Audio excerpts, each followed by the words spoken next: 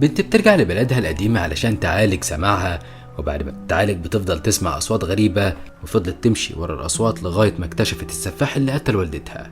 بيبدأ الفيلم مع كلوي اللي بتنزل من الأتوبيس وبتروح لمركز معالجة الصم، وبتدخل كلوي المركز وبتتكلم مع موظفة الاستقبال بالإشارة وبتطلب منها تغير هدومها، وبتدخل كلوي لغرفة الكشف وبتبعت رسالة تطمن والدها، وبتدخل الدكتور صوفيا وبتتكلم مع كلوي، وبنعرف ان مشكلة كلوي انها بتتكلم لكن مش بتسمع، وبتتواصل صوفيا مع كلوي عن طريق برنامج بيحاول الكلام لكتابة، وبنعرف ان كلوي عرفت عن المركز عن طريق الانترنت، وانها جت علشان تبيع بيتهم القديم وتتعالج في نفس الوقت.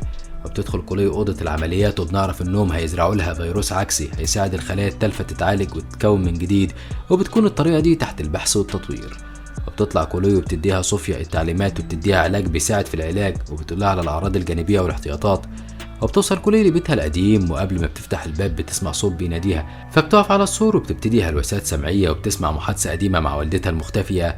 وبتدخل كلوي للبيت وبعد كده بتروح الجراج وبتشوف عربيتهم القديمة وبتحاول تشغلها لكن مش بتشتغل. فبترجع كلوي للبيت وبتبص على المية والكهرباء وبيكون الاتنين شغالين لكن السخان مش شغال. فبتتكلم مع والدها اللي بيقول لها انه هيبعت صديقه هانك يساعدها. وبتطلع كلوي لغرفتها وبترتب حاجتها وبعد كده بتروح للسوبر ماركت وبتشتري شوية حاجات. وهنا بنلاحظ صورة قديمة لوالدتها مطبوعة على إعلان المفقودين. وبترجع كلوي للبيت وبتفضل تسمع أصوات والدتها وهي بتقول لها احترسي، وفجأة بتشوف أنوار البيت اللي قدامها اشتغلت. وبتنزل كلوي وبتغطى ببطانيتها وبتقعد قدام التلفزيون وبتحاول إنها تشغله لكن مش بيشتغل، فبتجيب شريط فيلم قديم لكنه مش بيشتغل.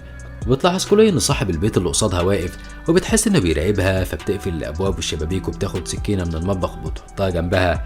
وبنشوف كلوي وهي بتاخد علاج مضاد للاكتئاب ومن بعده بتحط علاج المعالج الصمم وبتنام.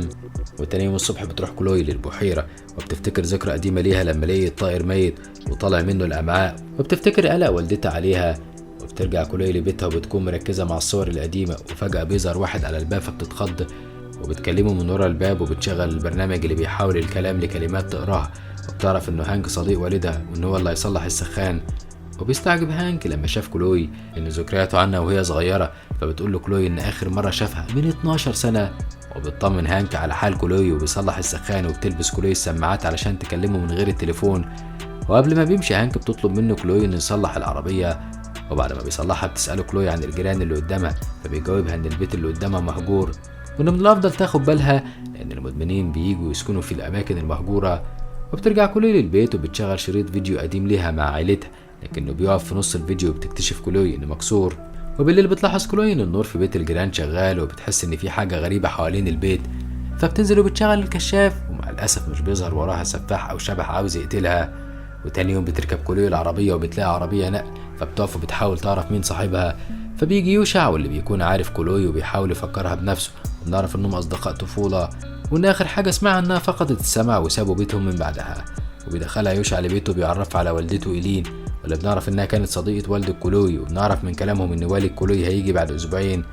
وبتبعت إيلين يوشع يجيب صورة يكون فيها كلوي ويوشع، وبتسأل إيلين كلوي اذا كانوا عرفوا اخبار عن والدتها، وبتجاوبها كلوي انهم ما وصلوش لاي معلومة مفيدة. ترجع كلوي وهي بتفتكر بصعوبة ذكريات صورتها مع يوشع، وبتدخل البيت وبتشغل شريط فيديو لذكريات عيلتها وبيكون فيه يوشع. وفي سوبر ماركت بتطلع الموظفة بعد ما بتخلص شغل لكنها بتحس بحاجة غريبة، فبتسرع مشيتها ناحية عربيتها. وفجأة بيظهر واحد مقنع وبيجبرها تركب العربية بعد ما بيضربها ويوقعها على الأرض، وفي العربية بيضربها تاني بالمشرط بيذبحها والعربية كلها بتتملي دم. وتاني يوم بتصحى كلوي وبتسمع صوت سوستة السرير، وفجأة بتستوعب ان سماعها رجع وبيبان عليها الحماس، وبتفضل تشغل المية وتبطلها وتكب المية من الكوباية وتضرب الطاسات، وبتسمع صوت طقطقة الفشار في الميكروويف. وبعد ما بتهدى شوية بترن على والدها وتبلغه ان سماعها رجع تاني، وبيتصدم الاب ومش بيبقى عارف يقول ايه. وتروح كلوي للمركز الطبي وبتفحصها الدكتورة صوفيا وبتقول لها ان نسبة 80% من الخلايا التالفة رجعت، وبنعرف ان سرعة كلوي في العلاج سريعة جدا وانها في اقرب وقت هترجع طبيعية.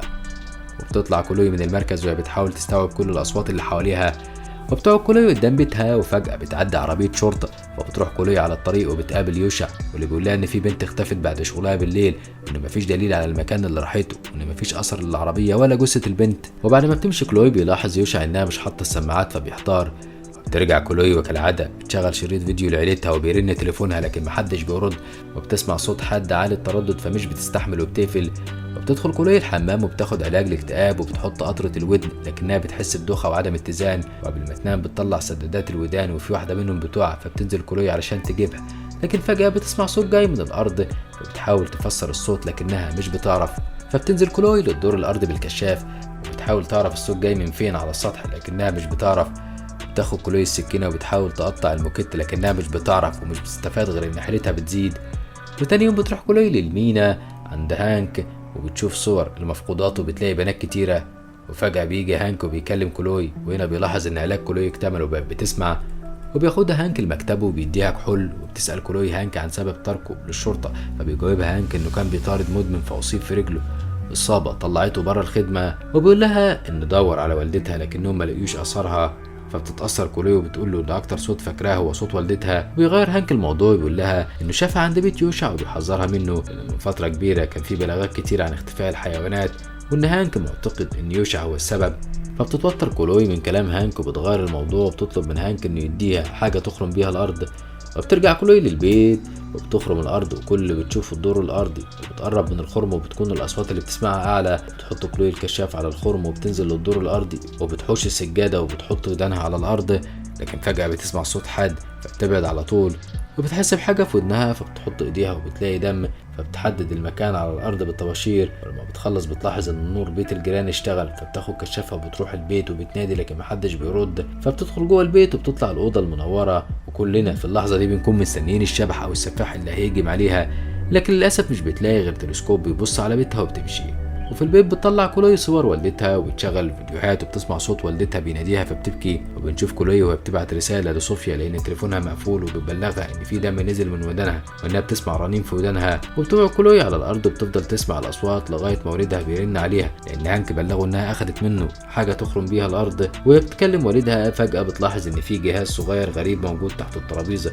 ومتوصل بوصلة طالعة من خرم صغير بره البيت، وأول ما بتمسك الجهاز بتسمع صوت صفير عالي بيمنعها إنها تسمع والدها، وفجأة في حد بيخبط على الباب وبتطمن لما بتعرف انها الدكتوره صوفيا، وبتكشف عليها صوفيا وبتطمنها وبتقول لها ان كل شيء طبيعي، وبتقول لها انها اول حاله تظهر نتائج ايجابيه عليها ويرجع لها السمع، عشان كده لازم تبلغهم بكل التغيرات لانها موضوعهم الرئيسي. فبتتكلم كلوي وبتقول لها ان كل حاجه كانت طبيعيه لكن فجاه بقت تسمع اصوات مش موجوده، فبتقول لها صوفيا ان الاعراض دي عند الاشخاص اللي بيرجع لهم السمع عن طريق ادوات السمع المزروعه طبيعيه، وانهم في معظم الاوقات بيحصل لهم هلوسه سمعيه وانهم بيسمعوا اصوات عاليه او دوشه. فبتسال صوفيا كلوي عن نوع الاصوات اللي بتسمعها، فبيبان على كلوي انها مش عاوزه ترد، فبتغير صوفيا الموضوع وبتعزمها على العشاء بره البيت، وعلى العشاء بيتكلم الاتنين، وبنعرف ان سمع كلوي فقدته بعد ما اصابها التهاب السحايا وان والدتها اختفت في الوقت ده في ظروف مجهوله. وبيرجع الاتنين على بيت كلوي اللي بتمسك في صوفيا علشان تبات معاها، لكن صوفيا بترفض لان معاها شغل، وفجاه بتتكلم صوفيا وهي متعصبه لكنها بتحاول تتكلم بهدوء، وبتسال كلوي عن سبب عدم تبليغها بمرض الاكتئاب وحالتها العقليه المضطربه المتعلقه بوالدتها.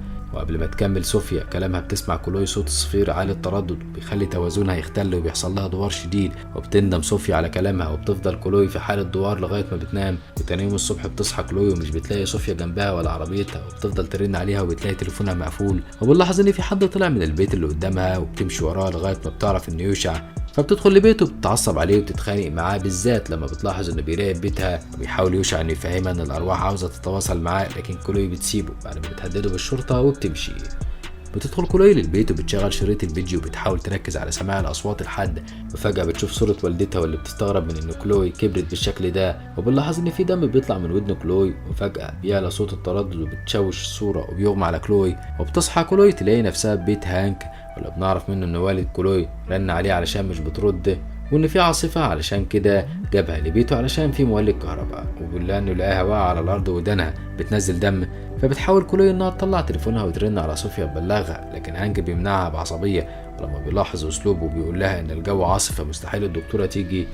فبيطلع هانك يشغل المولد وتدور كلوي على تليفونها ومش بتلاقيه، فبتمشي في البيت وبتلاقي صوره لهانك مع والدتها، ولما بتمسك الصوره بتلاحظ ان صوره والدتها متنيه، فبترجعها لمكانها وبتحس ان في حاجه غريبه، وبيرجع هانك للبيت والاحساس الغريب لكلوي بيزيد، بتيجي لكلوي حاله الدوار وبتروح الحمام وبتعمل نفسها بترجع وبتفتح الشباك وبتهرب. في الوقت ده بيكسر هانك تليفون كلوي وبيلبس قفازات جلد، وهنا بنعرف ان هو السفاح، وبيطارد هانك كلوي اللي بتحاول تهرب بصعوبه، وبتدخل في مخزن وبتتصدم من وجود جثه صوفيا وجثه موظفه السوبر ماركت، وبتقدر كلوي انها توصل لبيتها بصعوبه كبيره.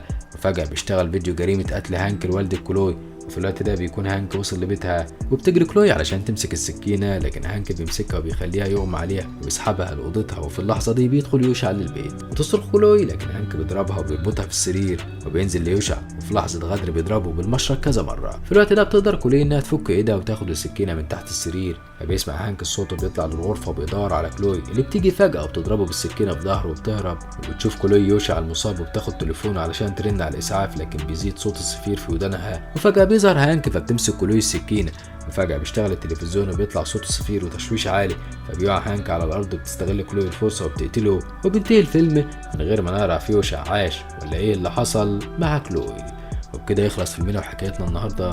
لو عجبكم الفيلم ما تنسوش اللايك والشير للفيديو، وما تنسوش الاشتراك في القناة وتفعيل الجرس علشان يوصلكوا إشعار بكل جديد بنعمله.